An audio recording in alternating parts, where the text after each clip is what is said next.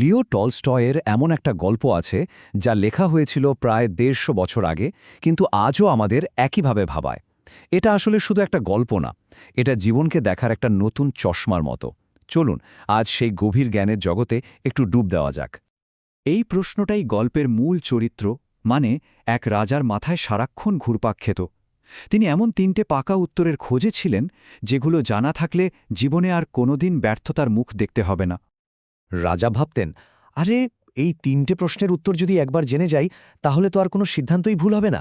মানে এটাই হলো সাফল্যের আসল চাবিকাঠি। তো রাজা কি করলেন? রাজ্যের যত জ্ঞানীগুণী আছেন সবাইকে ডেকে পাঠালেন, কিন্তু সমস্যা হলো একজন এক রকম উত্তর দিলেন। রাজার ঠিক মন ভরল না। তখন তিনি ঠিক করলেন, এমন কারো কাছে যেতে হবে যার জ্ঞান শুধু বইয়ের পাতায় আটকে নেই। আর এখানেই গল্পটা একটা দারুণ মোড় নেয়। জ্ঞান পাওয়ার জন্য রাজা তার সবচেয়ে বড় পরিচয়, মানে নিজের রাজপোশাক, সব কিছু ছেড়ে দিতে রাজি হয়ে গেলেন। কারণটা কি? কারণ তিনি শুনেছিলেন ওই সন্ন্যাসী শুধু সাধারণ মানুষদের সাথেই কথা বলেন। আচ্ছা, এই সন্ন্যাসী বা হার্মিট বলতে ঠিক কি বোঝায়? আসলে ইনি এমন একজন মানুষ যিনি কিনা সব জাগতিক মোহমায়া ছেড়ে দিয়ে একান্তে সাধনা করেন। তার জ্ঞান কোনো ক্ষমতা বা পদ থেকে আসে না, আসে একদম সাধারণ জীবনযাপন আর গভীর উপলব্ধি থেকে। রাজা তো গিয়েছিলেন প্রশ্ন করতে, তাই না? কিন্তু সেখানে গিয়ে দেখলেন বৃদ্ধ সন্ন্যাসী এক মনে মাটি খুঁড়ছেন, আর খুব ক্লান্ত দেখাচ্ছে তাকে। রাজার মনে খুব মায়া হলো। তিনি আর প্রশ্ন করার কথা ভাবলেনই না, সোজা কোদালটা হাতে তুলে নিলেন। মজার ব্যাপার হলো, রাজা তখনও জানতেন না যে তার উত্তর পাওয়ার শুরুটা কিন্তু এই কাজটা দিয়েই হয়ে গেছে। ঘণ্টার পর ঘণ্টা কেটে গেল। রাজা এখন ক্লান্ত, কিন্তু মনে সেই একই অধীরতা, কখন উত্তরটা পাব। আর ঠিক যখন তিনি আবার প্রশ্ন করবেন ভাবছেন, ঠিক তখনই এমন একটা ঘটনা ঘটল যা পুরো পরিস্থিতিটাই পাল্টে দিল। একটা সংকটময় মুহূর্তে কিন্তু মানুষের আসল রূপটা বেরিয়ে আসে। রাজার ক্ষেত্রেও তাই হল। তিনি তার প্রশ্ন, তার উত্তর খোঁজার কথা সব ভুলে গেলেন। তার সামনে তখন একটাই লক্ষ্য, একজন মরণাপন্ন মানুষকে বাঁচানো। তার কাজই বলে দিচ্ছিল তিনি আসলে কেমন মানুষ। সকাল হতেই এমন এক সত্যি সামনে এলো যা বিশ্বাস করার মতো না। রাজা সারা রাত জেগে যার সেবা করলেন, যাকে মৃত্যুর মুখ থেকে ফিরিয়ে আনলেন, সে আর কেউ নয়, তার এক চরম শত্রু, যে কিনা এসেছিল রাজাকেই হত্যা করতে, তার ভাইয়ের মৃত্যুর প্রতিশোধ নিতে। ভাবুন তো একবার, প্রতিশোধের আগুন দাউ দাউ করে জ্বলছিল, কিন্তু রাজার ওই নিঃস্বার্থ সেবা যেন তাতে জল ঢেলে দিল। ঘৃণা নিমেষে বদলে গেল কৃতজ্ঞতায়, আর শত্রু, সে হয়ে গেল রাজার সবচেয়ে বিশ্বস্ত সঙ্গী। রাজার একটা সাধারণ কাজ, কিন্তু দেখুন কি অসাধারণভাবে একটা ভয়ঙ্কর পরিস্থিতিকে পাল্টে দিল। আচ্ছা, ওই শত্রু তো চলে গেল। রাজা আবার তার সেই পুরনো প্রশ্নে ফিরে এলেন। শেষ চেষ্টা হিসেবে তিনি সন্ন্যাসীকে আবার জিজ্ঞেস করলেন তার প্রশ্নগুলোর উত্তর। আর ঠিক তখনই সন্ন্যাসী এমন একটা কথা বললেন যা আসলে গোটা গল্পের সারমর্ম। সন্ন্যাসীর ওই সহজ কথাটা আসলে ছিল সবচেয়ে বড় ধাঁধা। রাজা তো অবাক, তিনি তো কোনো উত্তর শোনেননি। তাহলে কিভাবে উত্তর পেলেন?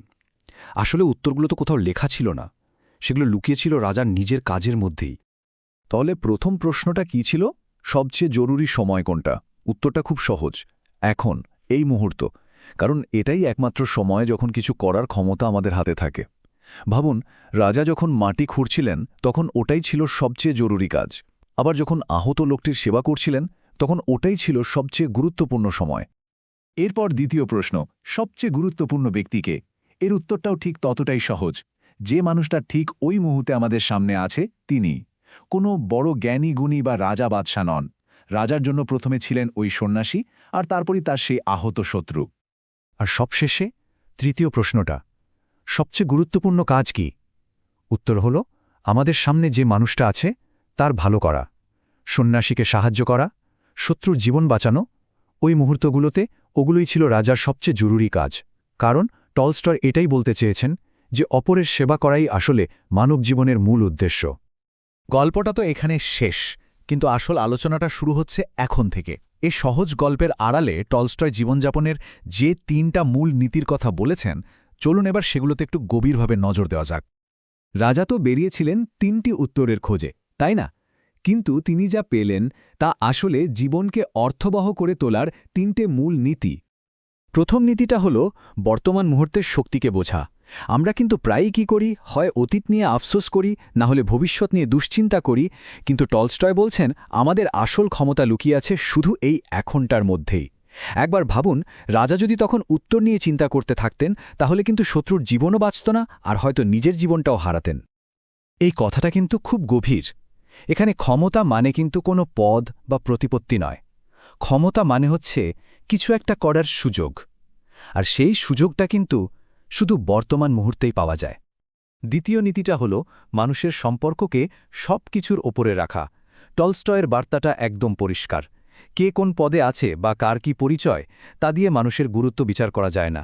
এই মুহূর্তে আমাদের সামনে যে আছে তিনিই সবচেয়ে গুরুত্বপূর্ণ। রাজা যদি সন্ন্যাসীকে বা তার শত্রুকে গুরুত্ব না দিতেন, তাহলে কিন্তু তার নিজের জীবনটাই বিপদে পড়ত। এই কথাটা আমাদের নিজেদেরকেই একটা প্রশ্ন করার সুযোগ করে দেয়, তাই না? যে আমাদের চারপাশের মানুষগুলোর সঙ্গে আমাদের সম্পর্কটা কেমন? আমরা কি তাদের সত্যিই সেই গুরুত্বটা দিই? আর সবশেষে তৃতীয় এবং চূড়ান্ত নীতি, সেবা। জীবনের আসল উদ্দেশ্যটা কি? টলস্টয়ের মতে উত্তরটা খুব সহজ, অন্যের ভালো করা। রাজার আসল মহত্ব কিন্তু তার সিংহাসনে ছিল না, ছিল ওই কোদাল হাতে মাটি খোঁড়ার মধ্যে বা নিজের শত্রুর ক্ষত বেঁধে দেওয়ার মধ্যে। আর এটাই সম্ভবত টলস্টয়ের এই গল্পের সবচেয়ে শক্তিশালী বার্তা, যে এই জীবনে আসার একমাত্র উদ্দেশ্যই হল অপরের জন্য কিছু করা, তাদের জীবনে একটু হলেও ভালো পরিবর্তন আনা। আচ্ছা, আজকের এই আলোচনা শেষ করার আগে একটা প্রশ্ন রেখে যাই। টলস্টয়ের এই জ্ঞানকে যদি আমরা নিজেদের জীবনে কাজে লাগাতে চাই, তাহলে নিজেদেরকেই জিজ্ঞেস করতে হবে, এই মুহূর্তে আমাদের মনোযোগ, আমাদের সেবা কার সবচেয়ে বেশি প্রয়োজন? উত্তরটা কিন্তু খুব দূরে নয়, হয়তো আমাদের একেবারে কাছেই অপেক্ষা করছে।